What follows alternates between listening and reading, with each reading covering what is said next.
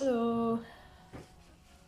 Yeah, reading The Lightning Thief from I think halfway through chapter 6. It feels. Yeah, halfway through chapter 6. Okay, let me get the.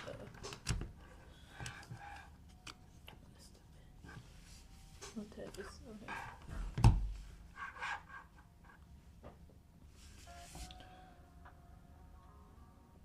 Hello.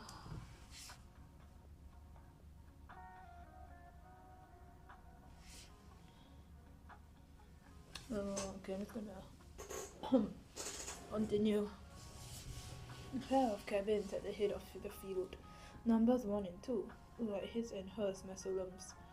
Big white marble boxes with heavy columns in front. Cabin 1 was the biggest and bulkiest of the 12.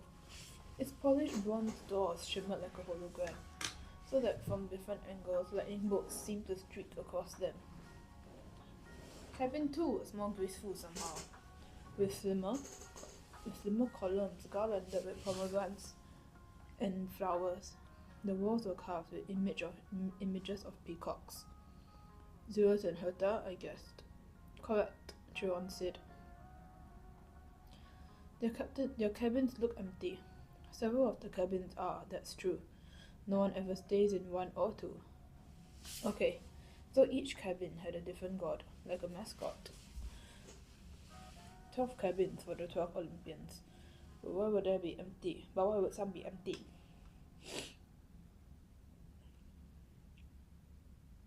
I stopped in front of the first cabin on the left, cabin 3. It wasn't high and mighty like cabin 1, but long and low and solid. The outer walls were of rough grey stone studded with pieces of seashell and coral, as if the slabs had been hewn straight from the bottom of the ocean floor. I peeked inside the open doorway and Chiron said, "Oh, I wouldn't do that." Before he could pull me back, I caught the salty scent of the interior, like the wind on the shore at Montauk. The interior walls glowed like abalone. There were 6 empty bunk beds with silk sheets turned down, but there was no sign anyone had ever slept there. The place felt so sad and lonely. I was glad when Chiron put his hand on my shoulder and said, "Come along, Percy." Most of the other cabins were crowded with campers. Number 5 was bright red, a real nasty paint job, as if the colour had been splashed on with buckets and fists. The roof was lined with barbed wire. A stuffed wild boar's head hung over the doorway, its eyes seemed to follow me. Inside, I could see a bunch of mean-looking kids, both girls and boys, arm wrestling and arguing with each other while rock music blared. The loudest was a girl, maybe 13 or 14. She wore a size XXXL camp half-blood t-shirt under a camouflage jacket. She zeroed in on me and gave me an evil sneer. She reminded me of Nancy Bobofit, though the camper girl was much bigger and tougher looking, and her hair was long and stringy, and brown instead of red.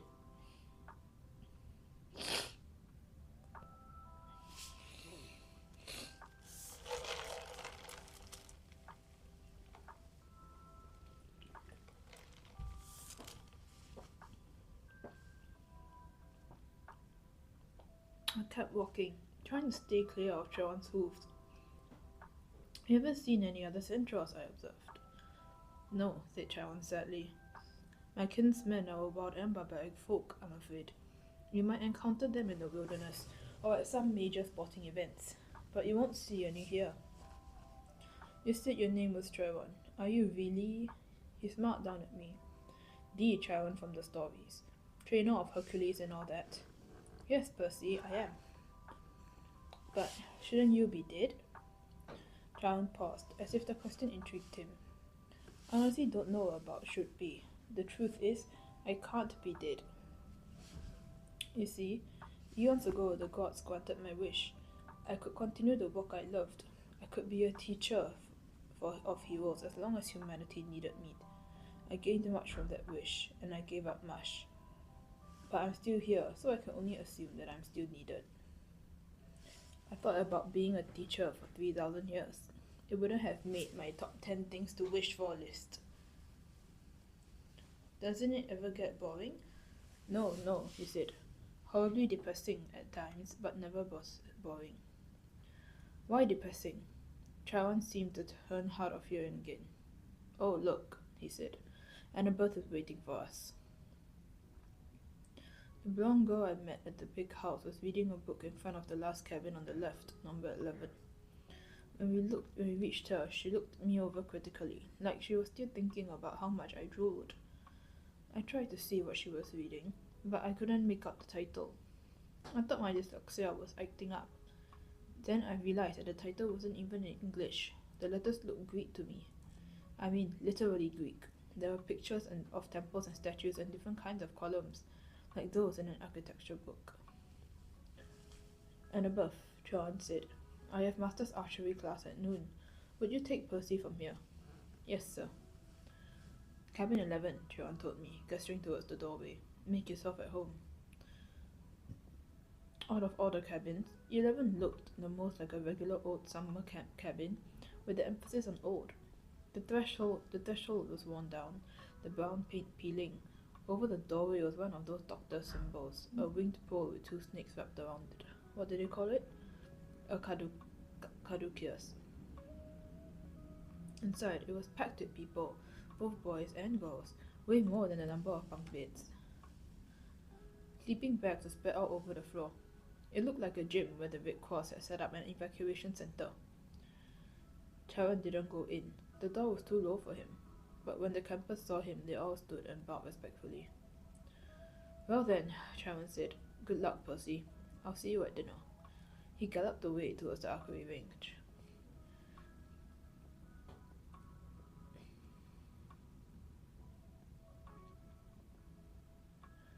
I stood in the doorway, looking at the kids. They weren't bowing anymore. They were staring at me, sizing me up. I knew this routine. I had gone through it at enough schools. Well, Annabeth prompted. Go on. So naturally, I tripped coming in the door and made a total fool of myself. There were some snickers from the campers, but none of them said anything. Annabeth announced. Percy Jackson, meet cabin 11. Regular or undetermined? Somebody asked. I didn't know what to say, but Annabeth said, undetermined. Everybody groaned. A guy who was a little older than the rest came forward. Now, campers. That's what we are here for. Welcome, Percy. You can have that spot on the floor, right over there. This guy was about 19, and he looked pretty cool. He was tall and muscular, with short, cropped sandy hair and a friendly smile. He wore an orange tank top, cut-off sandals, and a leather necklace with 5 different colored clay beads. The only thing unsettling about his appearance was the thick white scar that ran from just beneath his right eye to his jaw, like an old knife slash. This is Luke, Annabeth said, and her voice sounded different somehow. I glanced over and could have sworn she was blushing. She saw me looking, and her expression hardened again. He's your counselor for now. For now? I asked. You're undetermined, Luke explained patiently. They don't know what cabin to put you in, so you're here. Cabin 11 takes all newcomers or visitors. Naturally, we would. Hermes, our patron, is the god of travelers. I looked at the tiny section of the floor they'd given me. I had nothing to put there to mark it as my own. No luggage, no clothes, no sleeping bag. Just the Minotaur's home. I thought about setting that down, but then I remembered that Hermes was also the god of thieves. I looked around at the campers' faces, some silent and suspicious, some grinning stupidly, some eyeing me as they were waiting for a chance to pick my pockets. How long will I be here? I asked. Good question, Luke said, until you're determined. How long will that take?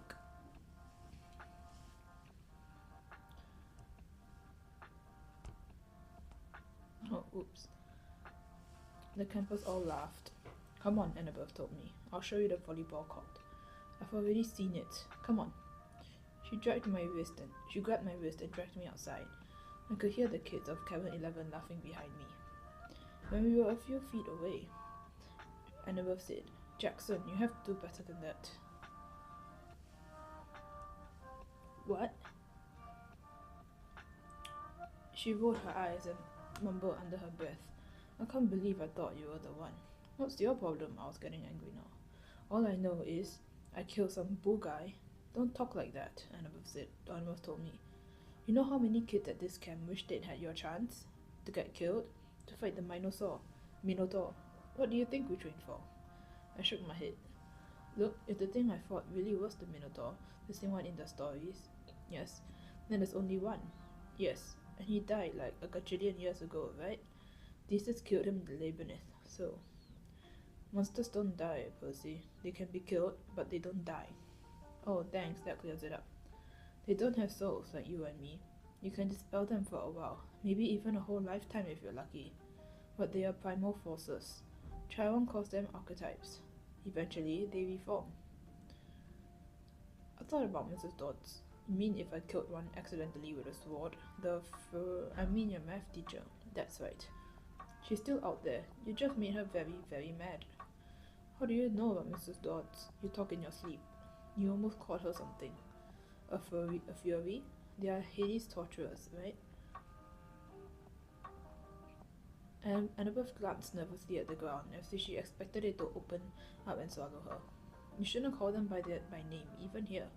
We call them the kindly ones, if we have to speak of them at all. Look, is there anything we can say without it thundering? I sounded whiny, even to myself. Right then I didn't care. Why do I have to stay in cabin 11 anyway? Why is everyone really so crowded together? There are plenty of empty bunks right over there. You don't just... I pointed to the first few cabins, and Annabeth turned pale. You don't just choose a cabin, Percy. It depends on who your parents are. Or your parent. She stared at me, waiting for me to get it.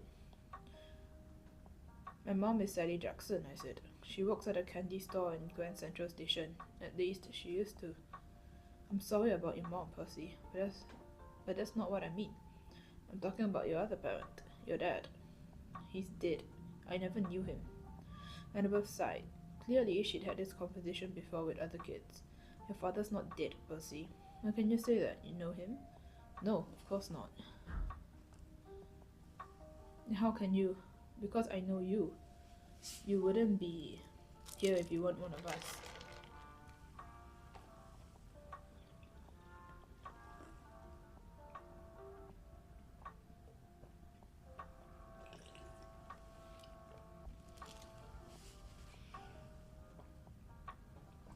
You don't know anything about me. No, she raised an eyebrow. I bet you moved around from school to school. I bet you were kicked out of a lot of them. How? Diagnosed with dyslexia. Probably ADHD too. I tried to swallow my embarrassment. What does that have to do with anything? Taken together, it's almost a sure sign. The letters float off the page when you read, right? That's because your mind is hardwired for ancient Greek. And the ADHD, you're impulsive, can't sit still in the classroom. That's your battlefield reflexes. In a real fight, they'd keep you alive. And for the attention problems, that's because you see too much, Percy, not too little. Your senses are better than irregular mortals. Of course the teachers want you medicated. Most of them are monsters. They don't want you seeing them for what they're like. You sound like you went through the same thing. Most of the kids here did. If you weren't like us, you couldn't have survived the Minotaur, much less the ambrosia and the nectar. Ambrosia and nectar. The food and drink we were giving you to make you better. That stuff would have killed a normal kid. It would have turned your blood to fire and your bones to sand and you'd be dead. Face it, you're a half-blood. A half-blood. I was reading with so many questions I didn't know where to start. Then a husky voice yelled, "Well, a newbie." I looked over. The big girl from the ugly red cabin was sauntering toward us. She had 3 other girls behind her, all big and ugly and mean-looking like her, all wearing camo jackets. Clarice, Annabeth sighed. Why don't you go polish a spear or something? Sure, Miss Princess, the big girl said, so I can run you through with it Friday night. Eddie escorted there, Annabeth said, which I somehow understood was Greek for go to the crows. I thought I had a feeling it was a worse curse than it sounded. You don't stand a chance. We'll pulverize you, Clarice said, but her eye twitched. Perhaps she wasn't sure she could follow through on that threat. She turned towards me. Who's this little runt? Percy Jackson, Annabeth said. Meet Clarice, daughter of Ares. I blinked. Like, the war god? Harris sneered. You got a problem with that? No, I said, recovering my wits. It explains the bad smell, Clarice growled. We got an initiation. We got an initiation ceremony for newbies, Percy. Whatever. Come on, I'll show you. Clarice, Annabeth tried to stay. Stay out of it, wise girl. Annabeth looked pained, but she did stay out of it, and I didn't really want her help. I was the new kid. I had to earn my own vet. I handed Annabeth my Minotaur horn and got ready to fight, but before I knew it, Clarice had me by the neck and was dragging me towards a cinder block building I knew immediately was the bathroom. I was kicking and punching. I'd been in plenty of fights before, but this big girl Clarice had hands like iron. She dragged me into the girls' bathroom. There was a line of toilets on one side and a line of shower stalls down the other. It smelled just like any public bathroom, and I was thinking, as much as I could think with Clarice whipping my hair out, that if this place belonged to the gods, they should have been able to afford classier Johns. Harris's friends were all laughing, and I was trying to find the strength that used to find the Minotaur, but it just wasn't there. Like his big 3 material, Clarice said as she pushed me towards one of the toilets. Yeah, right. Minotaur probably fell out laughing. He was so stupid looking. Her friend snickered. Annabeth stood in the corner, watching through her fingers. Clarice bent me over on my knees and started pushing my head towards the toilet bowl. It reeked like rusted pipes and like what goes into toilets. I strained to keep my head up. I was looking at the scummy water, thinking, I will not go into that. I won't. Then something happened. I felt a tug in the pit of my stomach. I heard the plumbing rumble, the pipes shudder. Clarice's grip on my hair loosened. Water shot out of the toilet, making an arc straight over my head, and next thing you know, I was sprawled on the bathroom towel with Clarice screaming behind me. I turned just as water rusted out the toilet again, hitting Clarice straight in the face so hard it pushed her down onto her butt. The water stayed on her like a spray from the fire hose, pushing her backwards into a shower stall. She struggled, gasping, and her other friends started coming towards her. But then the other toilets exploded, too, and 6 more streams of toilet water blasted them back. The showers acted up too, and together all the fixtures sprayed the camouflage girls right out the bathroom, spinning them around like pieces of garbage being washed away. As soon as they were out the door, I felt the tug in my gut lessen, and the water shut off as quickly as it had started.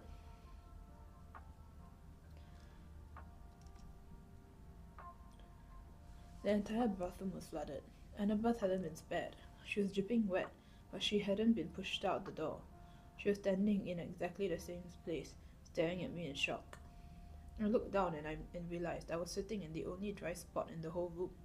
There was a circle of dry floor around me. I didn't have one drop of water on my clothes. Nothing. I stood up, my legs shaky. Annabeth said, How did you? I don't know. We walked to the door. Outside, Clarice and her friends were sprawled in the mud, and a bunch of other campers had gathered around to gawk. Clarice's hair was flattened across her face. Her camouflage jacket was sopping, and she smelled like sewage. She gave me a look of absolute hatred. You are dead, new boy. You are totally dead. I probably should have let it go, but I said, You want to gargle with toilet water again, Clarice? Close your mouth. Her friends had to hold her back. They dragged her towards cabin 5, while the other campers made way to avoid her failing feet. Annabeth stared at me. I couldn't tell what she was thinking. I couldn't tell whether she was just grossed out or angry at me for dousing her. What? I demanded. What are you thinking? I'm thinking, she said, that I want you on my team for Capture the Flag. Oh, hi Kai. Hello.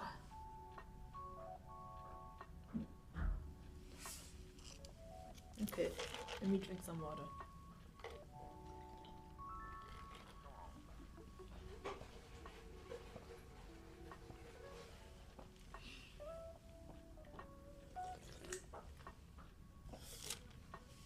Chapter 7. My dinner goes up in smoke. Word of the bathroom incident spread immediately. Wherever I went, campers pointed at me and murmured something about toilet water.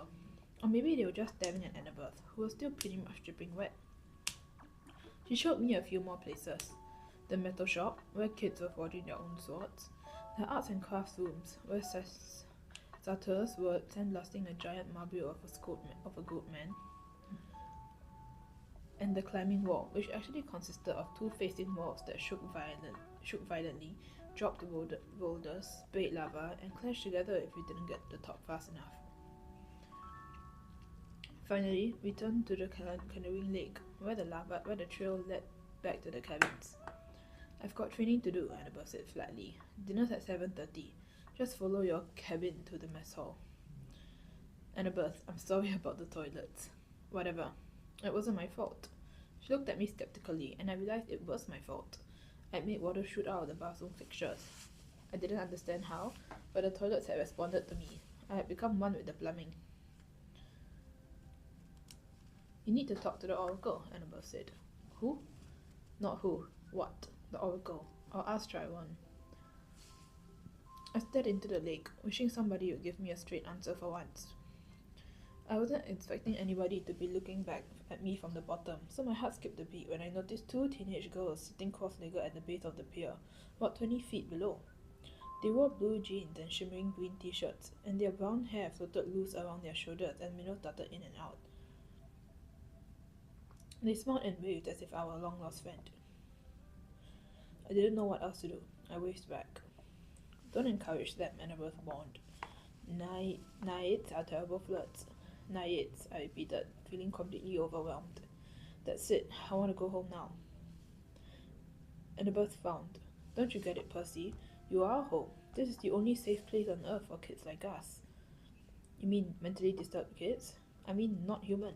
Not totally human anyways. Half human. Half human and half what? I think you know. I didn't want to admit it, but I was afraid I did. I felt a tingling in my limbs, a sensation I sometimes felt when my mom talked about my dad. God, I said. Half God. Annabeth nodded. Your father isn't dead, Percy. He's one of the Olympians. That's crazy. Is it? What's the most common thing gods did in the old stories? They ran around falling in love with humans and having kids with them. Do you think they've changed their habits in the last few millennia? But those are just, I almost said myths again. Then I remembered Chowne's warning that in 2,000 years, I might be considered a myth. What if all the kids here are half gods? Demigods, Annabeth said. That's the official term. Or half-bloods. Then who's your dad? Her hands tightened around the pier railing. I got the feeling I just trespassed on a sensitive subject. My dad is a professor at West Point, she said. I haven't seen him since I was very small. He teaches American history. He's human. What? You assume it has to be a male god who finds a human female attractive? How sexist is that? Who's your mom, then? Cabin 6. Meaning? Annabelle straightened. Athena, goddess of wisdom and battle. Okay, I thought. Why not? And my dad? Undetermined, Annabelle said. Like I told you before. Nobody knows. Except my mother. She knew. Maybe not, Percy. Gods don't always reveal their identities. My dad would have. She loved her. Annabelle gave me a cautious look. She didn't want to burst my bubble. Maybe you're right. Maybe he'll send a sign. That's the only way to know for sure. Your father had to send you a sign claiming you as his son. Sometimes that happens. You mean sometimes it doesn't? Annabelle ran her palms along the rail. The gods are busy.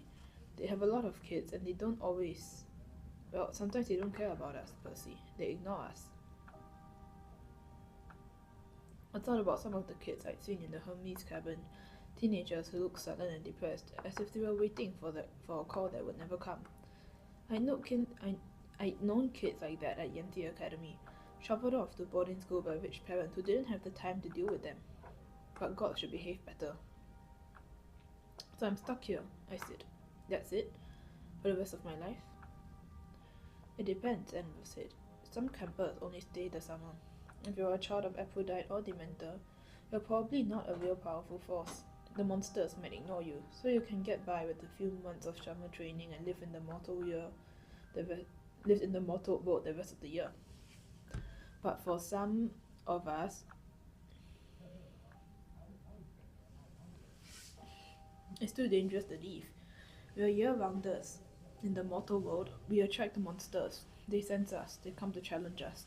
Most of the time, they'll ignore us until we're old enough to cause trouble. About 10 or 11 years old. But after that, Most demigods either make their way here or they get killed off. A few manage to survive in the outside world and become famous. Believe me, if I told you the names, you'd know them. Some don't even realize they're demigods, but very, very few are like that. Some monsters can't get in here. Annabelle shook her head. Not unless they are intentionally stopped in the woods or specifically summoned by someone on the inside. Why would anybody want to summon a monster? Practical fights, practical jokes. Practical jokes? The point is, the borders are sealed to keep mortals and monsters out. From the outside, mortals look around the valley and see nothing unusual. Just a strawberry farm. So you're a year-rounder? Annabelle nodded. From under the collar of her t-shirt, she pulled a leather necklace with 5 clay beads of different colours. It was just like Luke's, except Annabelle's also had a big gold ring strung on it, like a college ring. I've been here since I was 7, she said. Every August, on the last day of summer session, you get a bead for surviving another year. I've been here longer than most of the counselors, and they're all in college. Why did you come so young? She twisted the ring on the necklace. None of your business. Oh, I stood there for a moment in uncomfortable silence. So, I could just walk out of here right now if I wanted to? It would be suicide, but you could, with Mr. D's or Chiron's permission. But they wouldn't give permission until the end of the summer session unless you were granted a quest. But that hardly ever happens. The last time... Her voice trailed off. I could tell from her tone that the last time hadn't gone well. Back in the sick room, I said, when you were feeding me that stuff. Ambrosia. Yeah, you asked me something about the summer solstice. Annabelle's shoulders tensed. So you do know something? Well, no. Back at my old school, I overheard Grover and Chiron talking about it. Grover mentioned the summer solstice. He said something like we didn't have much time because of the deadline. What did that mean? You clenched her fists. I wish I knew. Chiron and the satyrs. They know, but they won't tell me. Something is wrong with Olympus, and something pretty major. Last time I was there, everything seemed so normal. You've been to Olympus? Some of us year-rounders, like Luke and Clarice and I and a few others, we took a field trip during winter solstice. That's when the gods have their big annual council.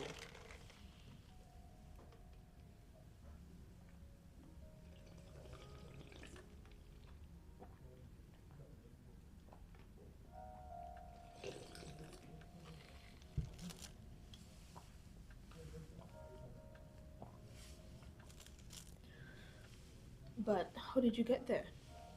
The Long Island Railroad, of course. You get off at Penn Station, Empire State Building, special elevator to the 600th floor. She looked at me like she was sure I must know this already. You are a New Yorker, right? Oh, sure. As far as I knew, there were only 102 floors in the Empire State Building, but I decided not to point that out.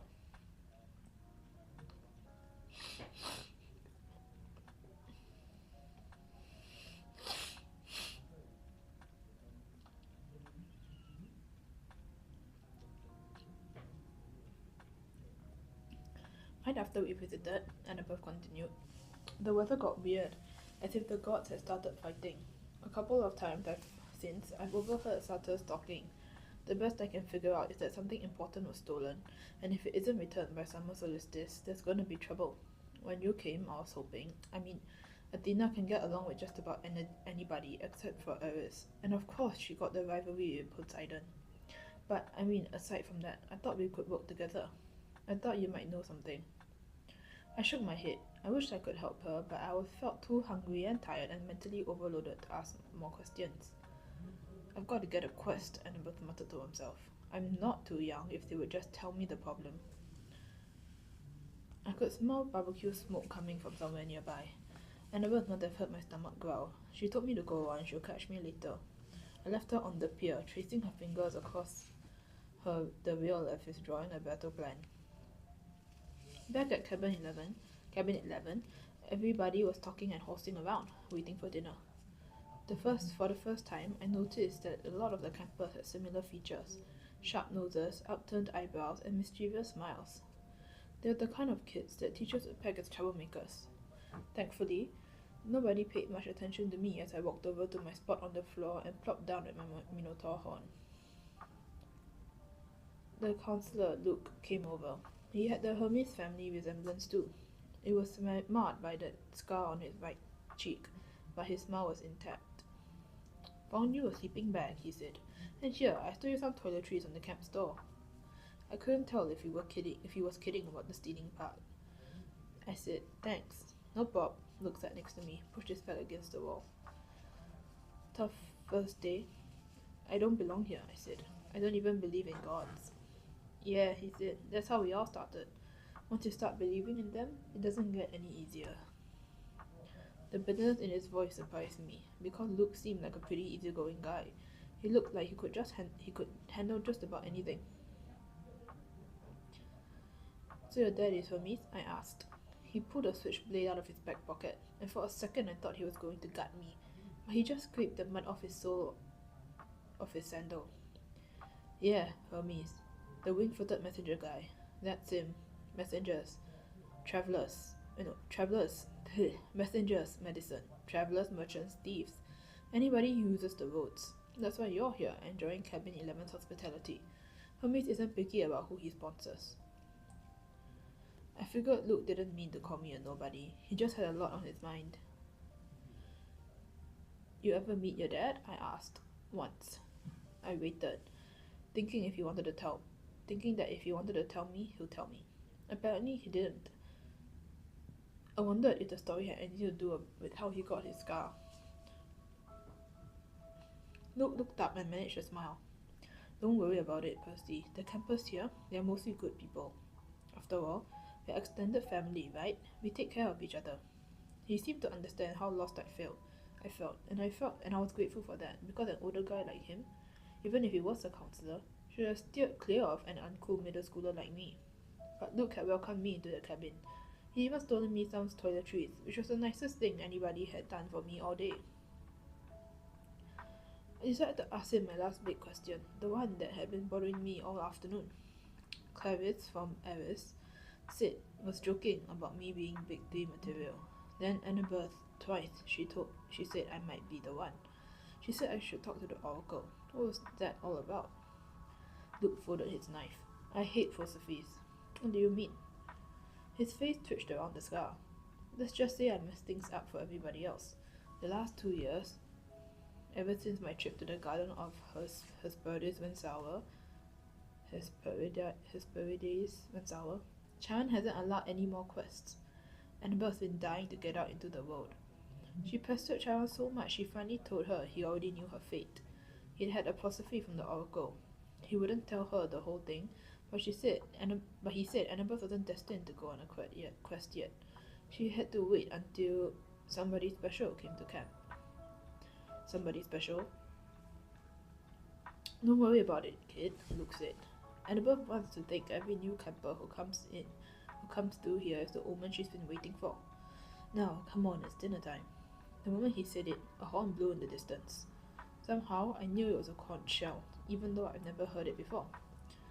Luke yelled, 11, fall in." The whole cabin, about 20 of us, filed into the commons yard. We lined up in order of seniority, so of course I was dead last. Campers came from other cabins too, except for the 3 empty cabins at the end, and cabin 8, which had looked normal in the daytime, but was now starting to glow silver as the sun went down. We marched up the hill to the mess hall pavilion. Satyrs joined us from the middle. Naiads emerged from the canoeing lake. A few other girls came out of the woods. And when I say out of the woods, I mean straight out of the woods. I saw one girl, about 9 or 10 years old, mount from the side of a maple tree and come skipping up the hill. All in all, there were maybe 100 campers, a few dozen straight satyrs, and a dozen assorted wood nymphs and naiads. At the pavilion, torches blazed around the marble columns. A central fire burned in a bronze brazier the size of a bathtub. Each cabin had its own table, covered in white cloth trimmed in purple. 4 of the tables were empty, but cabin 11's was way overcrowded.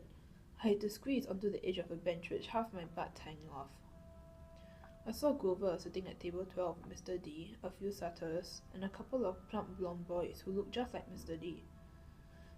Charles stood to one side, the picnic table being way too small for a central.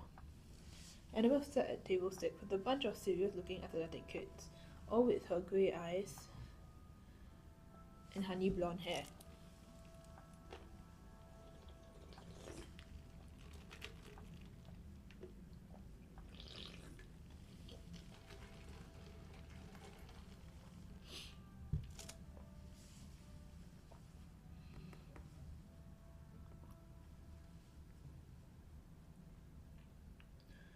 Travis sat behind me at Aries' table. She'd apparently gotten over being hosed down because she was laughing and belching right alongside her friends. Finally, Chaiwan pounded his hoof against the marble floor of the pavilion, and everybody fell silent. He raised a glass. To the gods. Everybody else raised their glasses. To the gods. Wood nymphs came forward with platters of food. Grapes, apples, strawberries, cheese, fresh bread, and yes, barbecue. My glass is empty, but Luke said, "Speak to it, whatever you want. Non-alcoholic, of course." I said, "Cherry Coke." The glass filled with sparkling caramel liquid. Then I had an idea. Blue cherry Coke. The soda turned a violent shade of cobalt. I took a cautious sip. Perfect. I drank a toast to my mother. She's not gone, I told myself. Not permanently, anyways. She's in the underworld, and if that's a real place, then someday... "Here you go, Percy," Luke said, handing me a platter of smoked biscuit. I loaded my plate and was about to take a big bite when I noticed everybody getting up, carrying their plates towards the fire in the center of the pavilion. I wondered if they were waiting for dessert or something. "Come on," Luke told me. As I got closer, I saw that everyone was taking a portion of their meal and dropping it into the fire. The ripest strawberry, the juiciest slice of beef, the warmest, most buttery roll. Luke murmured in my ear, "Burnt offerings for the gods. They like the smell." "You're kidding." His look warned me not to take this lightly, but I couldn't help why an immortal, all-powerful being would like the smell of burning wood. Luke approached the fire, bowed his head, and tossed in a cluster of fat red grapes. Hermes. I was next. I wished I knew what God's name to say. Finally, I made a silent plea. "Whoever you are, tell me, please." I scraped a big slice of biscuit into the flames. When I caught a whiff of the smoke, I didn't gag. It smelled nothing like burning food. It smelled of hot chocolate and fresh baked brownies, hamburgers on the grills and wildfires, and 100 other good things that shouldn't have gone well together, but it did. I could almost believe that gods could sniff off that smoke. When everybody had returned to their seats and finished eating their meals, Chiron pounded his hoof again for our attention. Mr. D got up with a huge sigh. "Yes, I suppose I'd better say hello to you brats." "Well, hello. Our activities director, Chiron, says the next Capture the Flag is Friday. Cabin 5 presently holds the laurels." A bunch of ugly cheering rose from the Aries table. "Personally," Mr. D continued, "I couldn't care less, but congratulations. Also, I should tell you that we have a new camper today, Peter Johnson." Chiron murmured something. Percy Jackson," Mr. D corrected. "That's right. Hurrah and all that. Now run along to your city campfire. Go on." Everybody cheered. We all headed down towards the amphitheater, where Apollo's cabin let us sing along. We sang camp songs about the gods and ate some more and joked around, and the funny thing was, I didn't feel that anyone was staring at me anymore. I felt that I was home. Later in the evening, when the sparks from the campfire was curling into the starry sky, the conch horn blew again, and we all filed back to our cabins. I didn't realize how exhausted I was until I collapsed on my boat sleeping bag. My fingers curled around the Minotaur horn. I thought about my mom, but I had good thoughts. Her smile, the bedtime stories she would read me when I was a kid, and the way she would tell me not to let the bedbugs bite. When I closed my eyes, I fell asleep instantly. That was my first day at Camp Half-Blood. I wish I'd known how briefly I would get to enjoy my new home.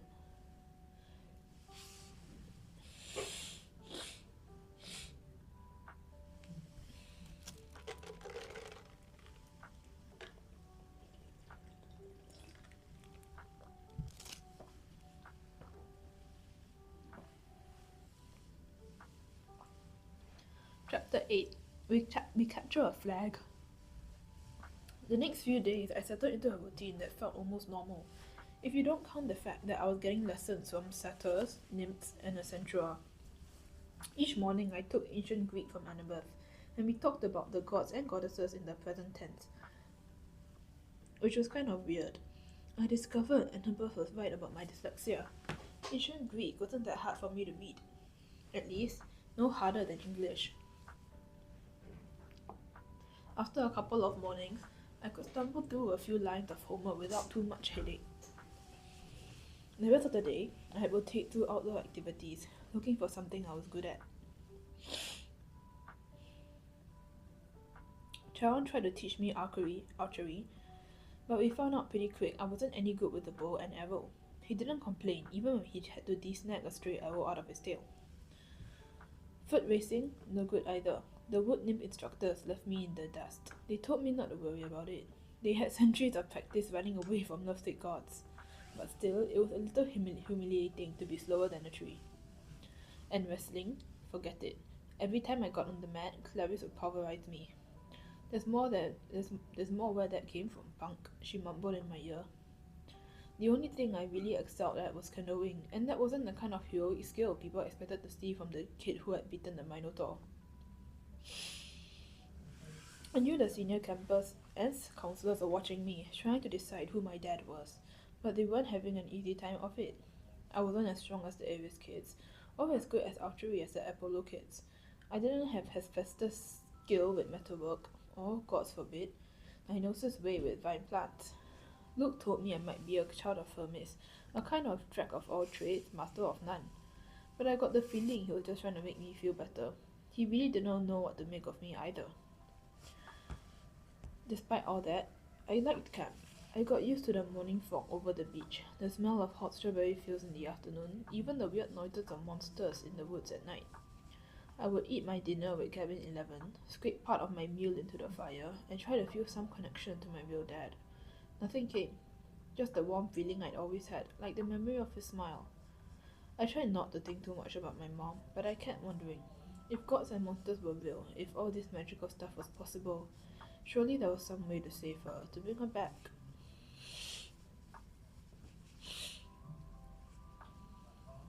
I started to understand Luke's bitterness and how he seemed to resent his father, Hermes. So, okay, maybe gods had important things to do, but couldn't they call once in a while, or thunder, or something? Dionysus could make Diet Coke appear out of thin air. Why couldn't my dad, whoever he was, make a phone appear? Thursday afternoon, 3 days after I'd arrived at Camp Half-Blood, I had my first sword fighting lesson. Everybody from Camp 11 gathered in the big circular arena, where Luke would be our instructor.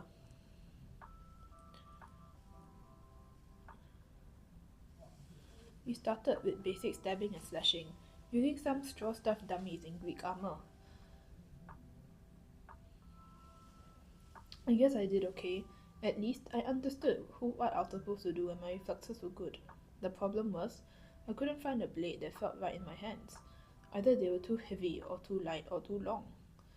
Luke tried his best to fix me up, but he agreed that none of the practice blades seemed to work for me. We moved on to dueling in pairs. Luke announced that he would be my partner since this was my first time. Good luck, one of the campers told me. Luke's the best swordsman in the last 300 years. Maybe he'll go easy on me, I said. The campers nodded. Luke showed me thrusts and parries and shield blocks the hard way. With every swipe, I got a little more battered and bruised. Keep your guard up, Percy, he'd say, then whack me in the ribs with the flat of his blade. No, not that far up. Whap, lunge, whap, now back, whap.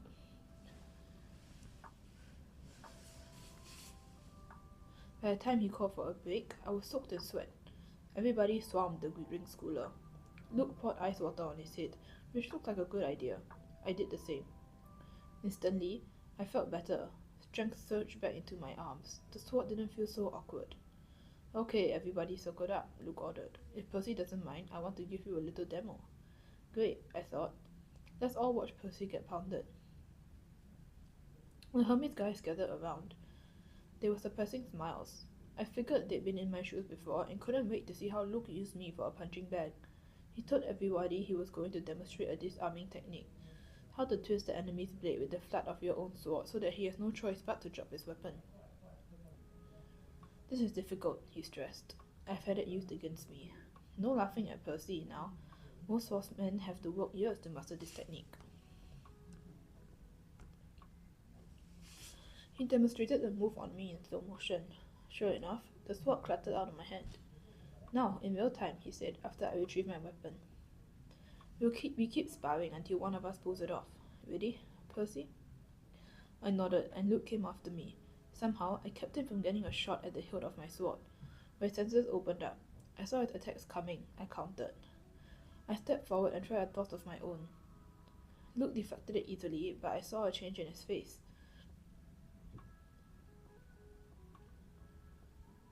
His eyes narrowed, and he started to press me with more force. The sword grew heavy in my hand. The balance wasn't right. I knew it was only a matter of seconds before Luke took me down, so I figured, what the heck? I tried the disarming maneuver. My blade hit the base of Luke's and I twisted, putting my whole weight into a downward thrust. Clang! Luke's sword rattled against the stones.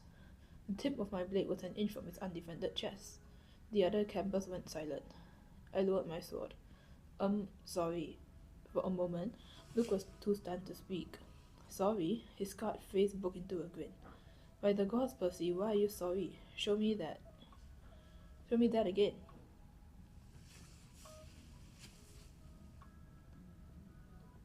I didn't want to. The short burst of manic energy had completely abandoned me. But Luke insisted. And this time, there was no contest. The moment our swords connected, Luke hit my hilt and sent my weapon skidding across the floor. After a long pause, somebody in the audience said, "Beginner's luck." Luke wiped the sweat off his brow. He appraised me with an entirely new interest. Maybe, he said, but I wonder what Percy could do with a balanced sword. Friday afternoon, I was sitting with Grover at the lake, resting from a near-death experience on the climbing wall. Grover had scampered to the top like a mountain goat, but the lava had almost gotten me. My shirt had smoking holes in it. The hairs had been thinned off my forearms.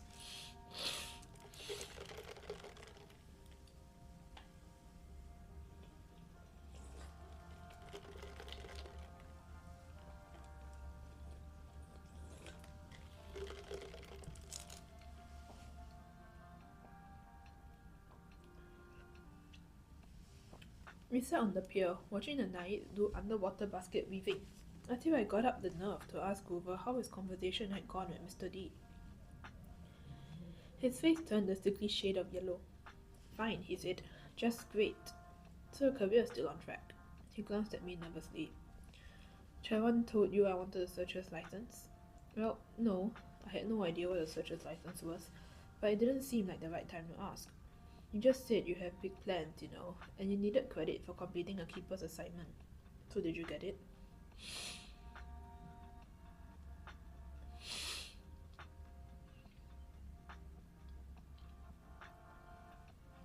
Grover looked down at the Naiads.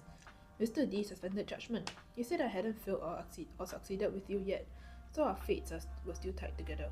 If you got a quest and I went along to protect you, and we both came back alive, then maybe he'd consider the job complete. My spirits lifted. "Well, that's not so bad, right?" Blah ha ha. He might as well have transferred me to stable cleaning duty.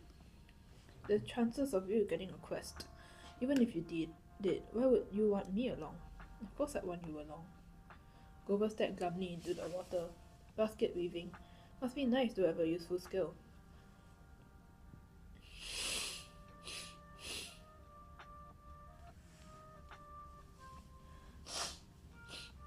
I tried to reassure him that he had lots of talents, but that just made him look more miserable. We talked about canoeing and swordplay for a while, then debated the pros and cons of the different gods. Finally, I asked him about the 4 empty cabins. "Number 8, the silver one, belongs to Artemis," he said. "She vowed to be a maiden forever, so, of course, no kids. The cabin is, honorary. If she didn't have one, she'd be mad." "Yeah, okay. But the other 3, the ones at the end, are those the big 3? Grover tensed. We were getting close to a touchy subject. "No, one of them, number 2, is Hera's," he said. "There's another honorary thing. She's a goddess of marriage, so of course she wouldn't go around having affairs with mortals. That's her husband's job. When we say the big three, we mean the three powerful brothers, the sons of Kronos. Zeus, Poseidon, Hades. Right, Also the great battle with the Titans. They took over the world from their dad and drew lots to decide who got what. Zeus got the sky, I remembered. Poseidon the sea, Hades the underworld. Well, Hades doesn't have a cabin here.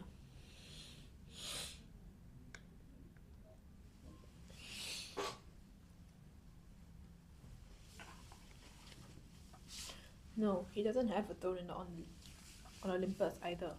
He sort of does his own thing down in the underworld. If he did have a cabin here, Grover shuddered. Well, it wouldn't be pleasant. Let's leave it at that. But Zeus and Poseidon, they both had like a bazillion kids in the myth. Why are their cabins empty? Grover shifted his hoof uncomfortably.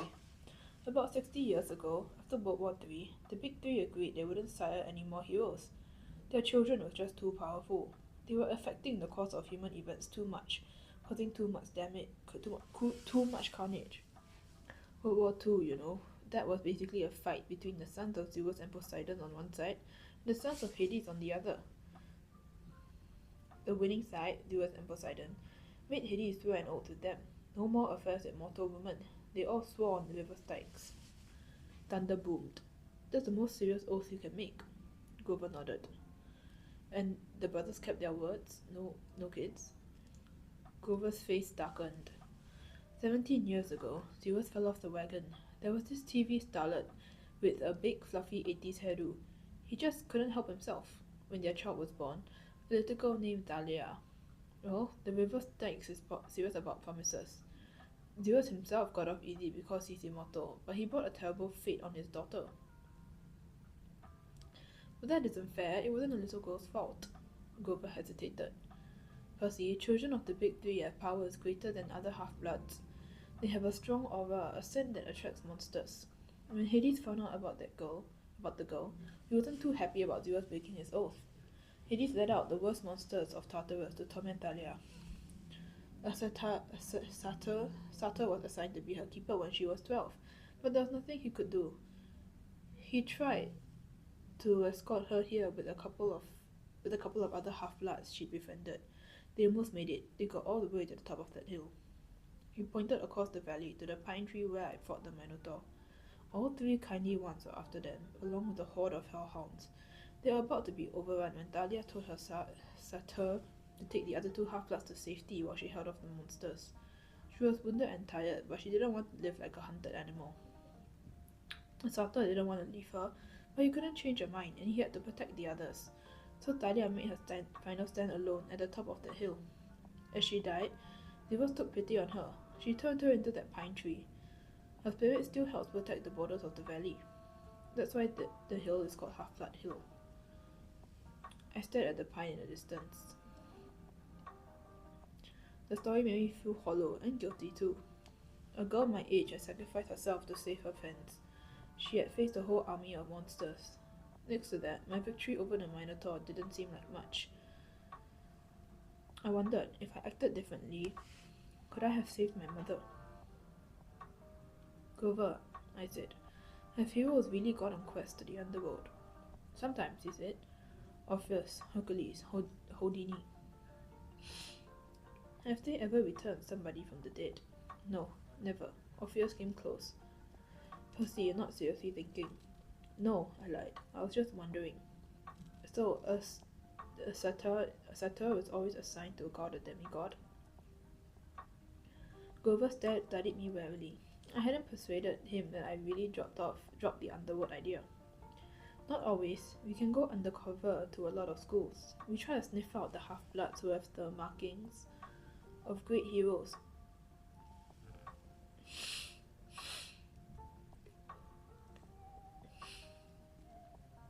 When we find one with a very strong aura, like the child of the big tree, we alert Chiron. He tries to keep an eye on them, especially since they could cause really huge problems. And you found me. Chiron said you thought I might be something special. Grover looked as if I had just led him into a trap. I didn't. Oh, listen, don't think like that. If you were, you'd never ever be allowed a quest, and I'd never get my license. You're probably a child of Hermes, or maybe even one of the minor gods, like Nemesis, the god of revenge. Don't worry, okay? I got the idea he was reassuring himself more than me. That night after dinner, there was a lot more excitement than usual. At last, it was time for Capture the Flag.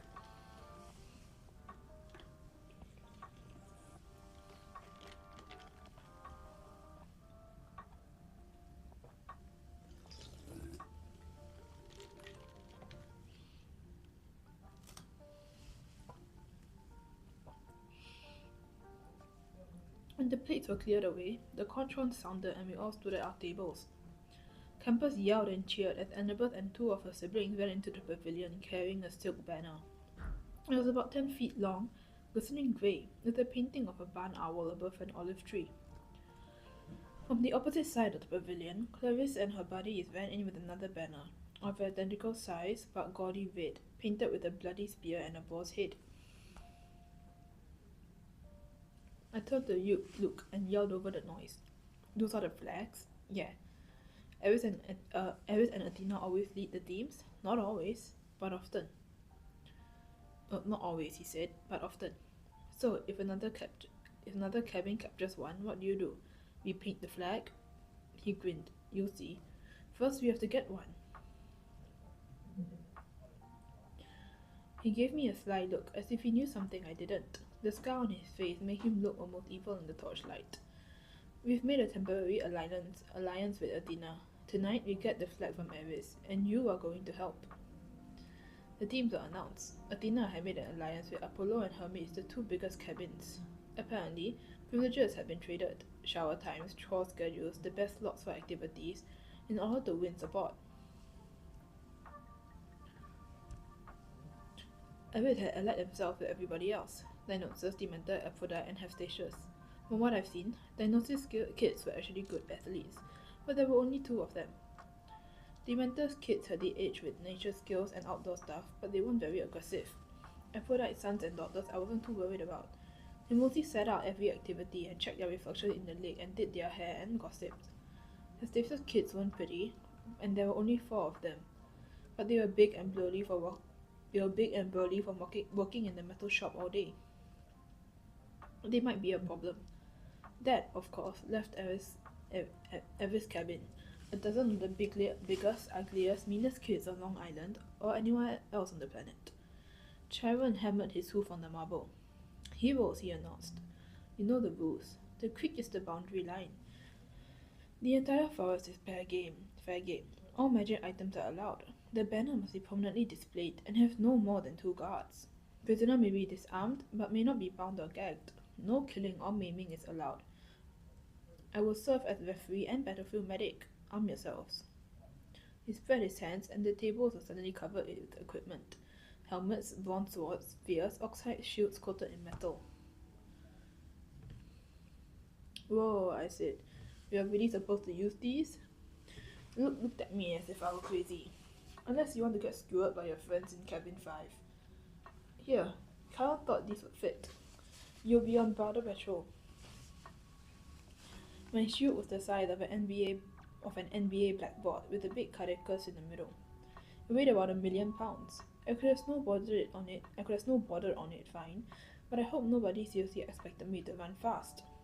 My helmet, like all the helmets on Athena's side, had a blue horsehair plume on top. Eris and their allies had red plumes. Annabeth yelled, "Blue team, forward!" We cheered and shook our swords and followed her down the path to the south woods. The red team yelled taunts at us as they headed off towards the north.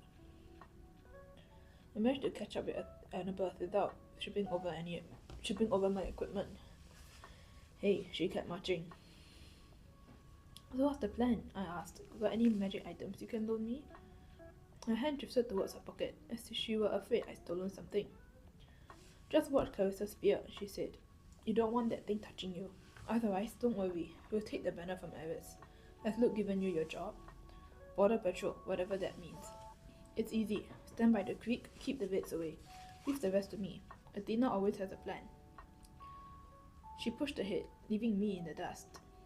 Okay, I mumbled. Glad you wanted me on your team.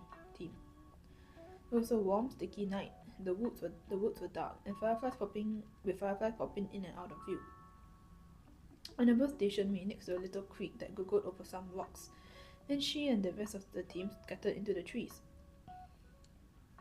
Standing there alone, with my big blue feathered helmet and my huge shield, I felt like an idiot. The bronze sword, like all the swords I tried so far, seemed to balance wrong. The leather grip on my hand like a bowling. No, the leather grip on my hand pulled. The leather grip pulled on my hand like a bowling ball. There was no way anybody would actually attack me, would they? I mean, Olympus had to have liability issues, right?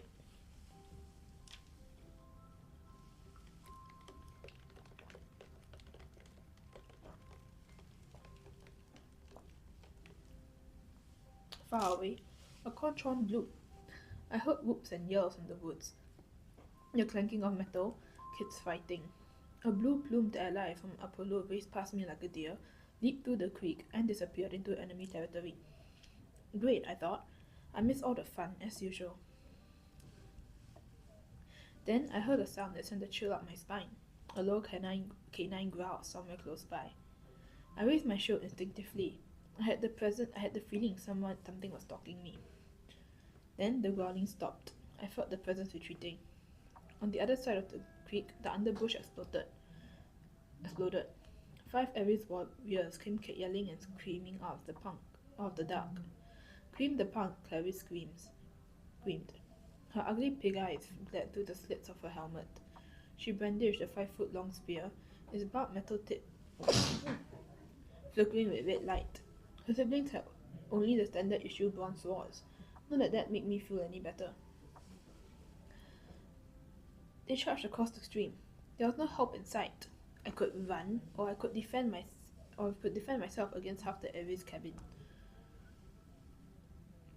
I managed to sidestep the first kid's swing, but these guys were not as stupid as the Minotaur. They surrounded me, and Clarice thrust at me with her spear. My shield deflected the point, but I felt a painful tingling all over my body. My hair stood on end. My shield arm went numb, and the air burned. Electricity. Her stupid spear was electric. I fell back.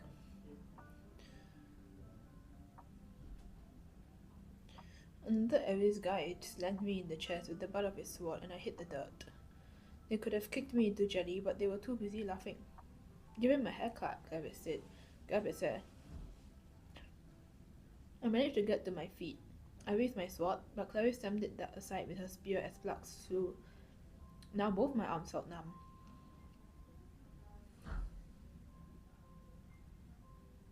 "Oh wow," Clarice said. "I'm scared of this guy. Really scared. The flag is that way," I told her.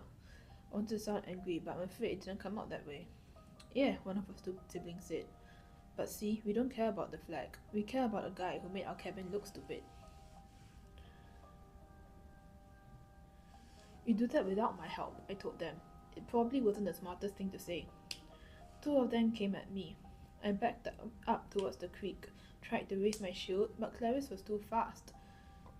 Her spear struck me straight in the ribs. If I hadn't been wearing an armored breastplate, I would have been shish kebabbed. As it was, the electric point just about shot my teeth out of my mouth. One of her cabin mates slashed his sword across my arm, leaving a good-sized cut. Seeing my own blood made me dizzy, warm and cold at the same time. "No maiming," I managed to say. "Oops," the guy said. "Guess I lost my dessert privilege." He pushed me into the creek, and I landed with a splash. They all laughed. I figured as soon as they were thorough being amused, I would die. But then something happened. The water seemed to wake up my senses, as if I've just had a bag of my mom's double espresso jelly beans.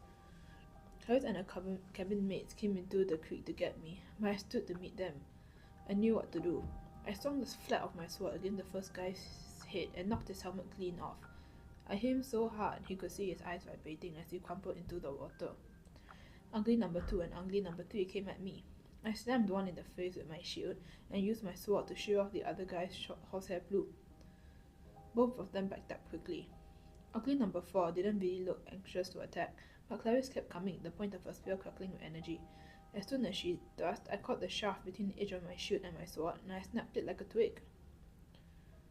"Ah," she screamed. "You idiot, you caused Beth to bomb."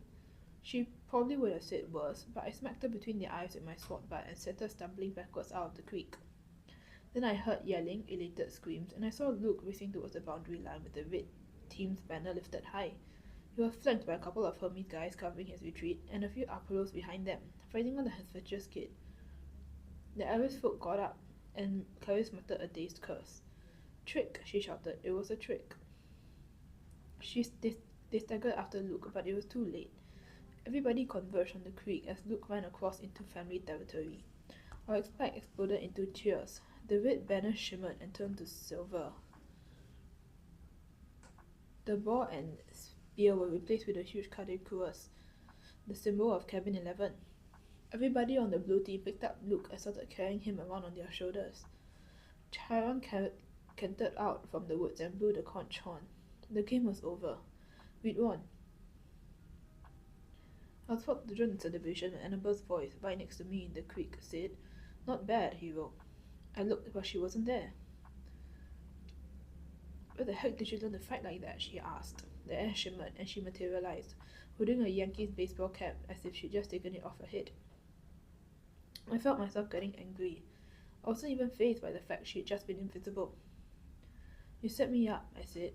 "You put me here because you knew Clarice would come after me, while you sent Luke around the flank. You had it all figured out."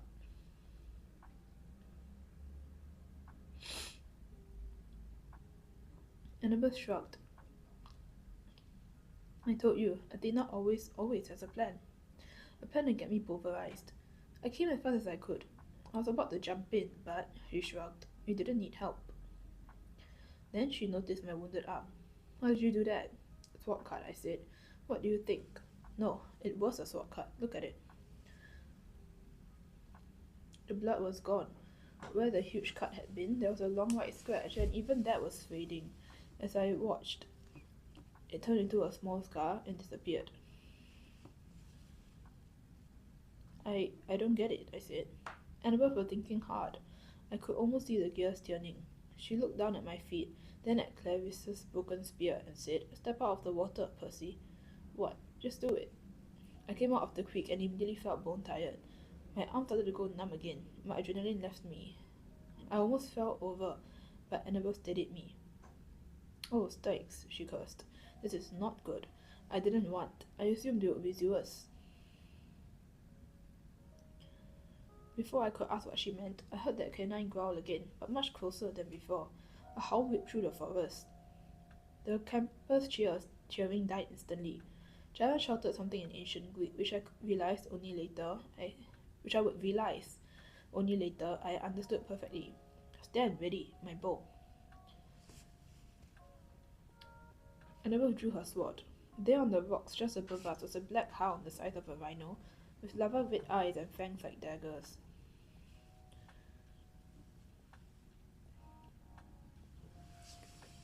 It was looking straight at me.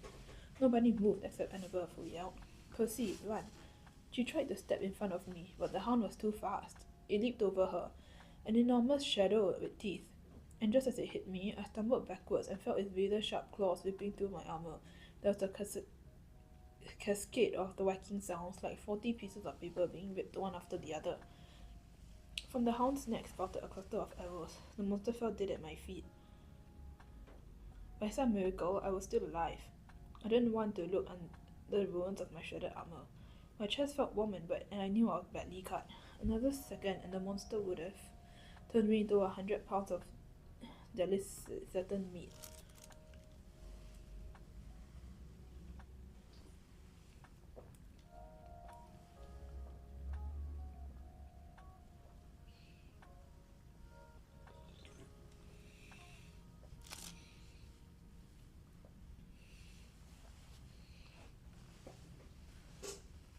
Charon trotted up next to us, a bow in his hand, his face grim. "The immortals," Annabelle said. "That's a hellhound from the fields of punishment." "They don't. They're not supposed to." "Someone summoned it," Charon said. "Someone inside the camp." Luke came over, the banner in his hand forgotten, his moment of glory gone. Clarice yelled, "It's all Percy's fault. Percy summoned it." "Be quiet, child," Charon told her. We watched the body of the hellhound melt into the shadow, soaking into the ground until it disappeared. We were wounded, Annabeth told me. Quick, Percy, get in the water. I'm okay. No, you're not, she said. Charon, watch this. I was too tired to argue. I stepped back into the creek, the whole camp gathering around me. Instantly, I felt better. I could feel the cuts on my chest closing up. Some of the campers gasped. Look, I don't know why, I said, trying to apologize. I'm sorry. But they weren't watching my wound seal. They were staring at something above my head. Percy, Annabeth said, pointing. By the time I looked up, the sign was already fading, but I could still make out the hologram of green light, spinning and gleaming. A three-tipped spear, a trident. Your father, Annabeth murmured. This is really not good. It is determined, the Charon announced. All around me, campers started kneeling, even the Aris cabin, though they didn't look happy about it. My father? I asked, completely bewildered.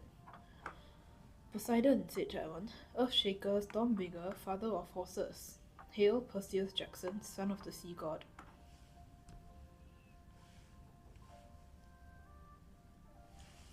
Chapter 9.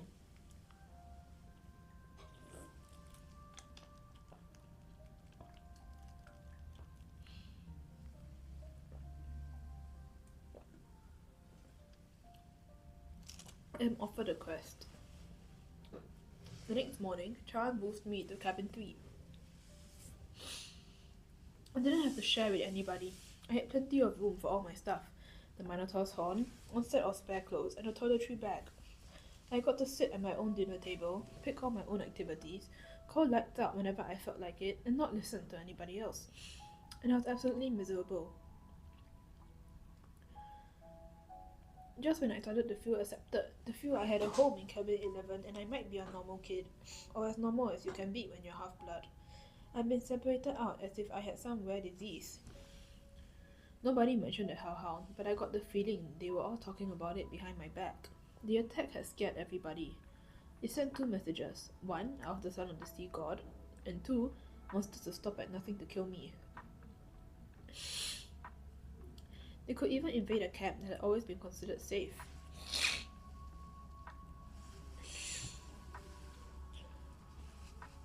The other campers steered clear of me as much as possible. Cabin 11 was too nervous to sword claws at me after what I'd done to the Ares folk in the woods, so my lessons with Luke became one-on-one. He pushed me harder than ever, and wasn't afraid to bruise me up in the process. You're gonna need all the training you can get, he promised, as we were working with swords and flaming torches. Now let's try that Viper beheading strike again. 50 more repetitions.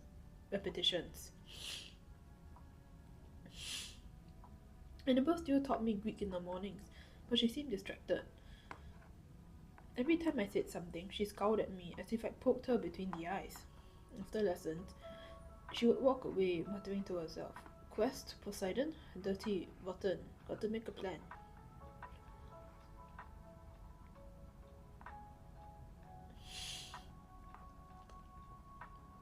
Even Clarice kept her distance, though her venomous looks made it clear she wanted to kill me for breaking her magic spear. I wish she would just yell or punch me or something. I'd rather get into fights every day than be ignored.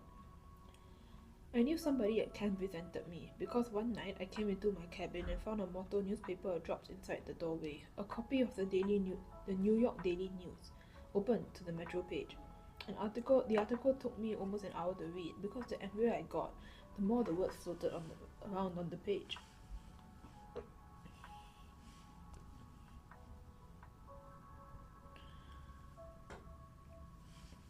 Boy and mother still missing after freak car accident by Eileen Smith.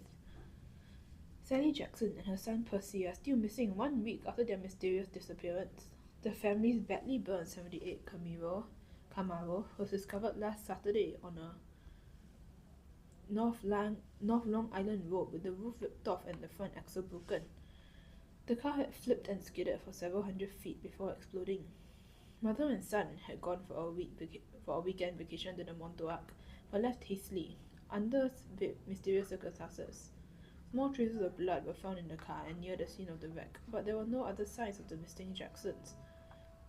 Residents in the rural area reported seeing nothing unusual around the time of the accident. Mrs. Jackson's husband, Gabriel Agliano, claims his stepson, Percy Jackson, is a troubled kid who has been kicked out of numerous boarding schools and has expressed violent tendencies in the past. Police will not say whether son Percy is the suspect in his mother's disappearance, but they have not ruled out foul play. Below are recent pictures of Sadie Jackson and Percy. Police urge anyone with information to call the following toll-free Crime Stoppers hotline. The phone number was circled in black marker. I wadded up the paper and threw it away, then flopped down in my bunk bed in the middle of my empty cabin. Lights out, I told myself miserably. That night, I had my worst dream yet. I was running along the beach in a storm. This time, there was a city behind me, not New York. The sprawl was different, buildings spread apart, palm trees and low hills in the distance. About 100 yards down the surf, two men were fighting. They looked like TV wrestlers, muscular, with beards and long hair. Both wore flowing green tunics, one trimmed in blue, the other in green. They grappled with each other, wrestled, kicked and headbutted, and every time they connected, lightning flashed, the sky grew darker, and the wind rose. I had to stop them. I didn't know why, but the harder I ran, the more the wind blew me back, until I was running in place, my heels digging uselessly in the sand. Over the roar of the storm, I could hear the blue-robed one yelling at the green-robed one, give it back, like a kindergartner fighting over a toy. The waves got bigger, crashing into the beach, spraying me with salt. I yelled, "Stop it, stop fighting." The ground shook. Laughter came from somewhere under the earth, and a voice so deep and evil it turned my blood to ice. "Come down, little hero," the voice crooned. "Come down." The sand split beneath me, opening a crevice straight down to the center of the earth. My feet slipped, and darkness swallowed me. I woke up, sure I was falling. I was still in my bed in cabin 3. My body told me it was morning, but it was dark outside, and thunder rolled across the hills. A storm was brewing. I hadn't dreamed that. I heard a clopping sound at the door, a hoof knocking on the threshold. "Come in," Grover trotted inside, looking worried. "Mr. D wants to see you." "Why? He wants to kill. I better let him tell you."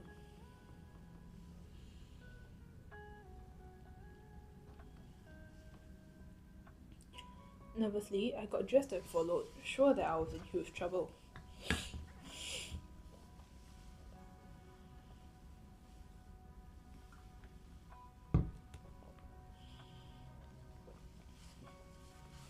For days, I'd been half expecting a summons to the big house. Now that I was declared a son of Poseidon, one of the big 3 gods who weren't supposed to have kids, I figured it was a crime for me just to be alive.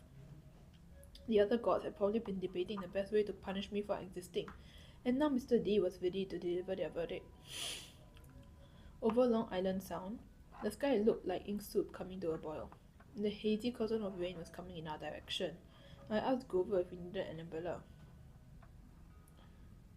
"No," he said. "It never rains here unless we want it to." I pointed at the storm. "What the heck is that, then?" He glanced uneasily at the sky. "It'll pass around us. Bad weather always does." I realized he was right. In the week I'd been here, it had never even been overcast. The few rain clouds I'd seen had skirted right around the edges of the valley. But this storm, this was huge. At the volleyball pit, the kids of Apollo's cabin were playing a morning game against the Satyrs. Dionysus twins were walking around in the strawberry fields, making the plants grow. Everybody was going about their normal business, but they looked tense. They kept their eyes on the storm. Grover and I walked up to the front porch of the big house. Dionysus sat at the Pinocchio table in his tiger-striped Hawaiian shirt and with his Diet Coke, just as he had on my first day. Charon sat across the table in his fake wheelchair. They were playing against invisible opponents, 2 sets of cards hovering in the air. Well, Mr. D said without looking up. "A little celebrity." I waited. "Come closer," Mr. D said, "and don't expect me to know toll to you, mortal, just because old Barnacle Beard is your father." A net of lightning flashed across the clouds. Thunder shook the windows of the house. Blah blah blah, Dionysus said. Charon feigned interest in his Pinocchio cards. Grover cowered by the railing, his hooves clopping back and forth.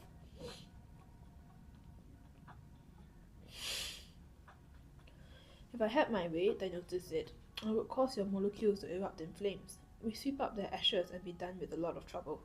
But Charon seems to feel this would be against my mission at this cursed camp. To keep you little brats safe from harm. Spontaneous combustion is a form of harm, Mr. Lee, Charon put in. Nonsense, Dionysus said. Boy wouldn't feel a thing.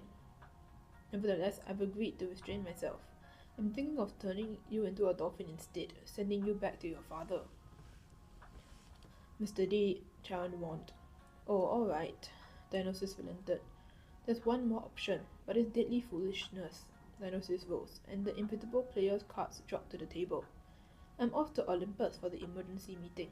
If the boy is still here when I get back, I'll turn him into an Atlantic bottlenose. Do you understand? And, Persis Jackson, if you're at all smart, you see that's a much more sensible choice than what Charon feels you must do. Dionysus picked up a playing card, twisted it, and it became a plastic rectangle. A credit card? No, a security pass. He snapped his fingers. The air seemed to fold and bend around him. He became a hologram, then a wind, then he was gone, leaving only the smell of fresh-pressed grapes lingering behind. Charon smiled at me, but he looked tired and strained. Sit, Percy, please, and Grover. We did. Charon laid his cards on the table, a winning hand he hadn't gotten to use. Tell me, Percy, he said, what did you make of the Hellhound? Just hearing the name made me shudder. Charon probably wanted me to say, heck, it was nothing, I eat Hellhound for breakfast, but I didn't feel like lying. You scared me, I said. If you hadn't shot it, I'd be dead. You'll meet worse, Percy. Far worse before you're done. Done with what? Your quest, of course. Will you accept it? I grabbed at Grover, who was crossing his fingers. Sir, I said, you haven't told me what it is yet. Charon grimaced. That's a hard part, the details. Thunder rumbled across the valley. The storm clouds had now reached the edge of the beach. As far as I could see, the sea and sky were boiling together.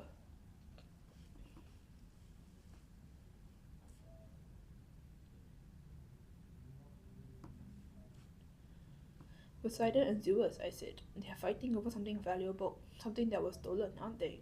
Charon and Grover exchanged looks. Charon sat forward in his wheelchair. How did you know that?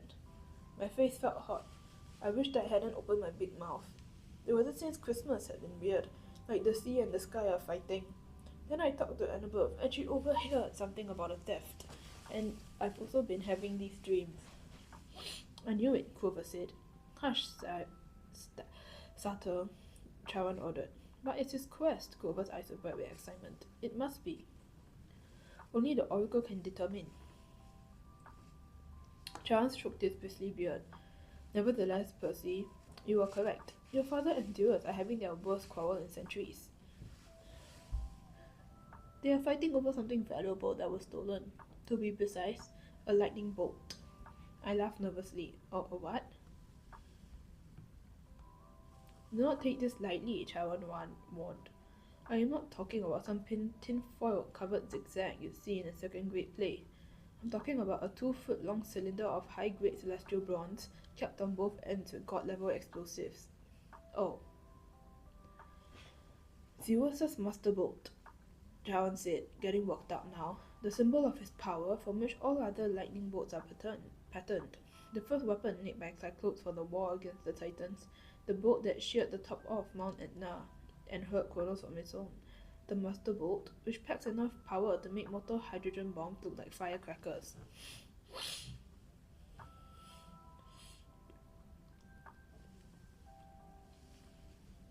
And it's missing? Stolen, Charon said. By who? By whom? Charon corrected. Once a teacher, always a teacher. By you. My mouth fell open. At least, Charon held up a hand. That's what Zeus thinks. During the winter solstice, at the last council of the gods, Zeus and Poseidon had an argument. No usual nonsense. Mother Rhea always liked you best. Air disasters are more spectacular than sea disasters, etc. Afterward, Zeus realized his master boat was missing, taken from the throne room under his very nose. He immediately blamed Poseidon. Now, a god cannot usurp another god's symbol of power directly. That is forbidden by the most ancient of divine laws. But Zeus believes your father convinced a human hero to take it. Yeah.